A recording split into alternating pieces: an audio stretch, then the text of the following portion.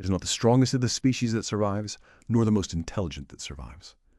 It is the one that is most adaptable to change.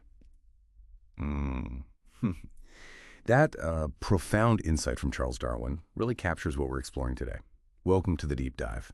We're here to sift through the most critical insights and get you well-informed fast. And today we're unpacking a really fascinating and, well, evolving story. It's about global economic shifts, agricultural policy, and how unexpected challenges can spark, remarkable resilience. Specifically, we're digging into China's recent fertilizer export curbs, which have been quite impactful in India's strategic adaptive response. We're drawing deep insights from a piece published recently in the Indian Express. And honestly, this deep dive is, I think, absolutely essential for anyone keen on understanding the intricate dance of global supply chains and national self-reliance. So whether you're a UPSC aspirant gearing up for mains, current affairs, maybe even prelims, or just someone who likes to stay ahead of the curve with vital public information, you are definitely in the right place. Indeed. And our mission today is really to thoroughly unpack the complexities here. We'll analyze the far-reaching implications for India's agricultural sector, its broader economy too. And maybe most importantly, we'll explore how these seemingly difficult challenges aren't just obstacles. They can actually be powerful catalysts for, well, innovative solutions and maybe greater self-sufficiency. It's a classic case, really, of adaptation under pressure, just like Darwin observed in nature. Okay, right. Let's unpack the core problem straight away. We need to talk about something called Di-Ammonium Phosphate, or DAP.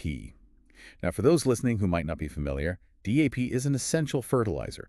It's packed with phosphorus, P, which is absolutely vital for a crop's early root and shoot development, getting things started. Exactly. Farmers typically apply it right at the time of sowing alongside the seeds, so it's really foundational. What's concerning, though, is that China's unpredictable export restrictions. Well, they aren't exactly new, are they? No, not at all. We've seen similar moves before with things like rare earth elements, magnets, stuff crucial for high-tech industries. Right, like EVs, defense equipment.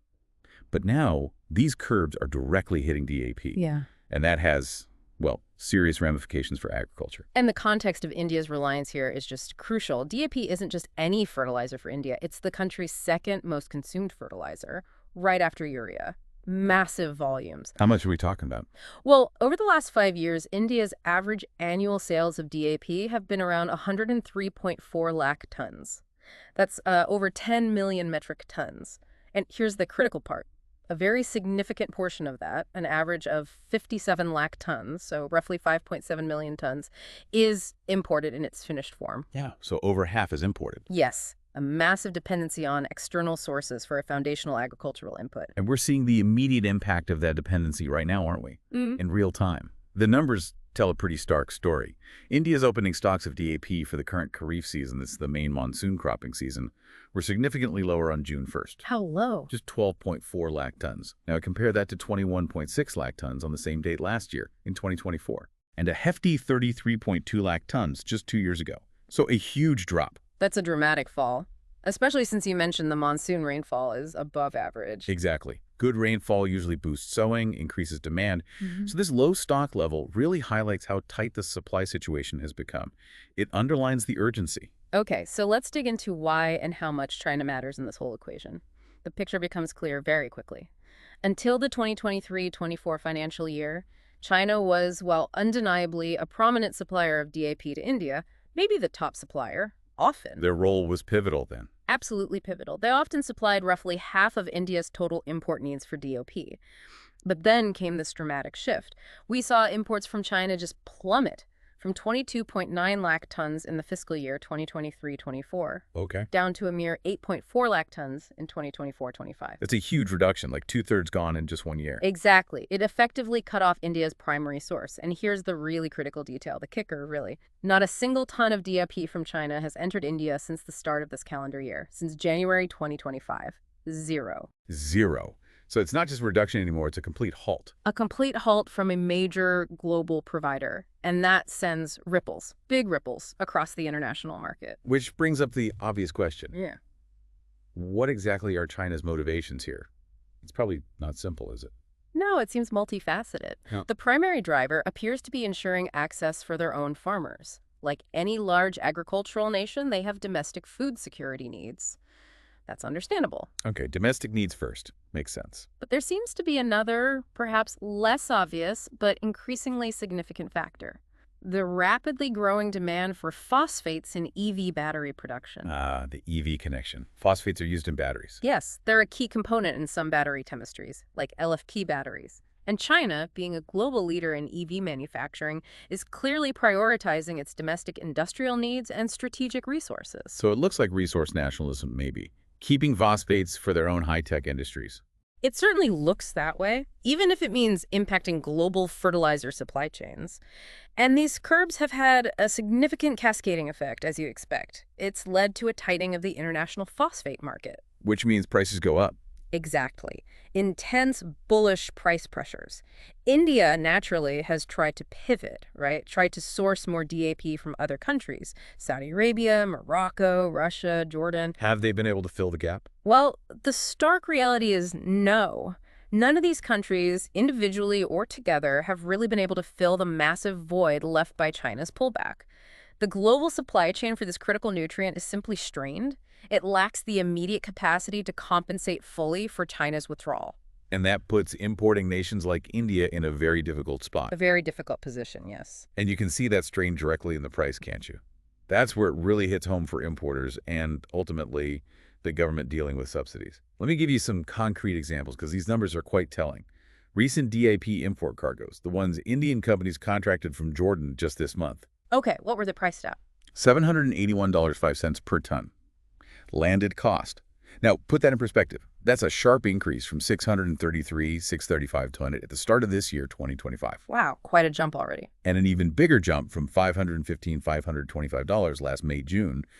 And now we're seeing quotes from major suppliers like Saudi Arabia's SABIC going over $810 per ton. Over $810. That's getting uncomfortably close to those highs we saw back in 2022, right? Exactly. The $950 to $1,000 per ton range we saw in March, June 2022, just after Russia's invasion of Ukraine started impacting markets.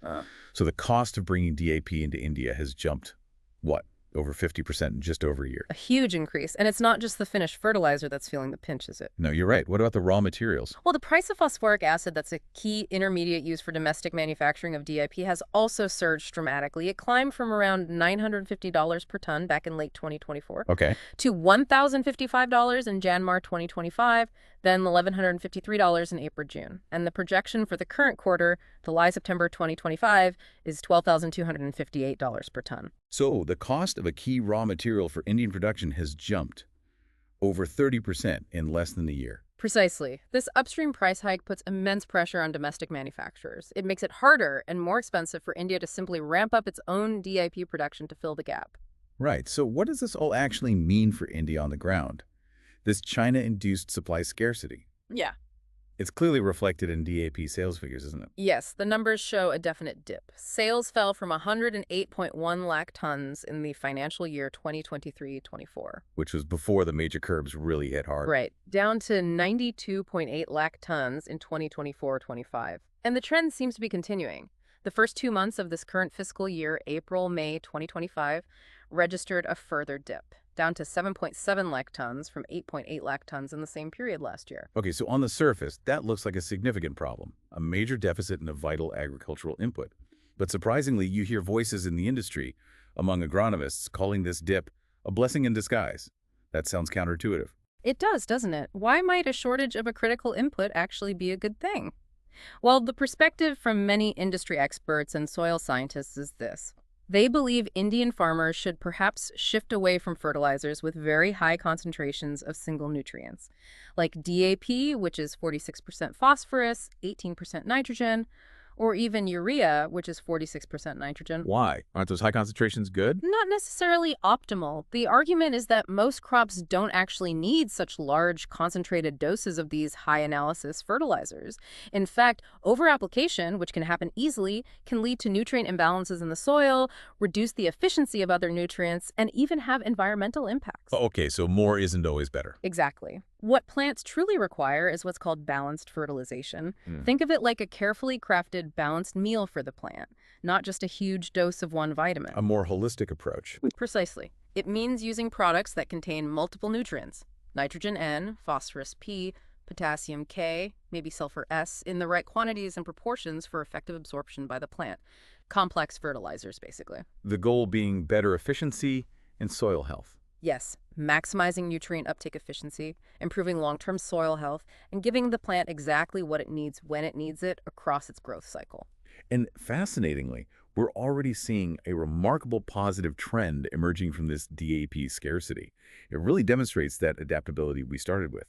While DAP sales dipped, sales of these NPKS complexes, the balanced fertilizers we were just talking about, they actually surged By how much? by an impressive 28.4%. They went from 110.7 lakh tons in 2023-24 to 142.1 lakh tons in 2024-25. Wow, that's a significant shift in 1 year. And the trend seems to be accelerating. In the first 2 months of this fiscal year, April, May 2025, the increase was even more significant, 37.4% higher compared to the same period last year. That's a massive, rapid shift in farmer behavior and demand, driven by necessity, perhaps, but leading towards potentially better agricultural practice. And there's a real success story within this shift, isn't there?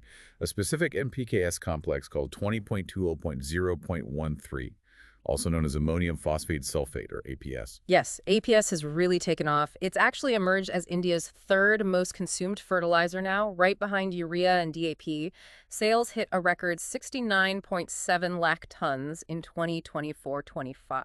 Almost 7 million tons. That's a strong indicator of its growing acceptance and utility among farmers. They're clearly seeing the benefits. And what's truly fascinating here is the composition of APS and why it's proving so effective. It has a lower phosphorus content than DAP 20% compared to DAP's 46%. Lower P, okay. But crucially, it includes 13% sulfur S, which is completely absent in DAP. Plus, it offers a balanced 1.1 ratio of nitrogen to phosphorus. So the sulfur is key. It's a major advantage. It makes APS an incredibly effective alternative, especially for sulfur-hungry crops, which are quite common in India.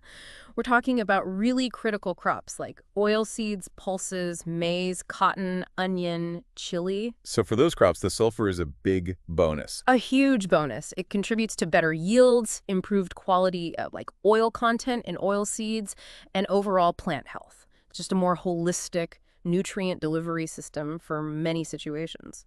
And it's not just the farmers adapting. The industry is pushing this too, right? Absolutely. Major companies are aggressively marketing APS now.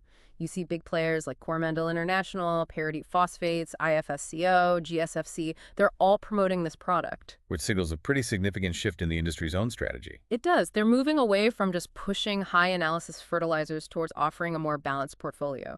And this isn't just about swapping chemicals. It's driving domestic R&D, new manufacturing strategies, maybe even rethinking the entire agricultural supply chain.